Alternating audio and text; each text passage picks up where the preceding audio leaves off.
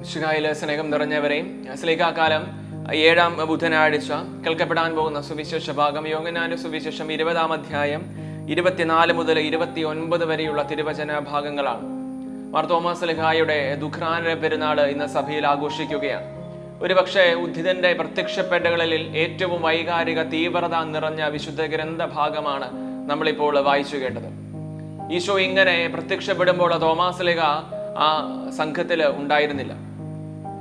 ബാക്കിയുള്ള ശിഷ്യന്മാരെല്ലാം പേടിച്ചരണ്ട് ഒരു മുറിക്കുള്ളിലേക്ക് ഒതുങ്ങിയിരുന്നപ്പോൾ ആ സമയത്ത് ഈശോ പ്രത്യക്ഷപ്പെടുമ്പോൾ തോമാസ് സ്ലീഹ ആ കൂട്ടത്തിൽ ഉണ്ടായിരുന്നില്ല. തോമാസ് സ്ലീഹ എവിടെ പോയിരുന്നു എന്നുള്ള ചോദ്യത്തിന്റെ ഒരു കൗതുകം നിറഞ്ഞ പാരമ്പര്യം ഇപ്രകാരമാണ്.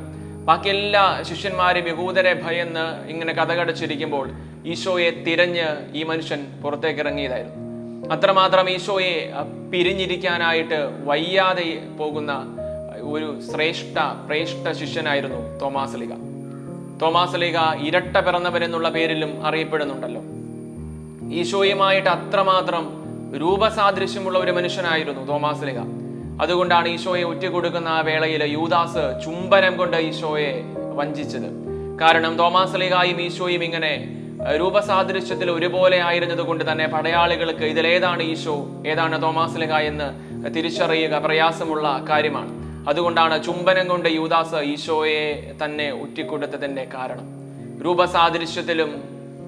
രൂപസാദൃശ്യത്തിൽ പോലും ഈശോയുടെ സാമ്യമുണ്ടായിരുന്ന ഇരട്ട പിറന്നവനായ തോമാസ് സ്ലീഹായെ പോലെ ആഴമായ അഗാധമായൊരു സ്നേഹത്തിലേക്ക് നമുക്കും പ്രവേശിക്കാം. മിശിഹ നമ്മെ സമൃദ്ധമായി അനുഗ്രഹിക്കട്ടെ.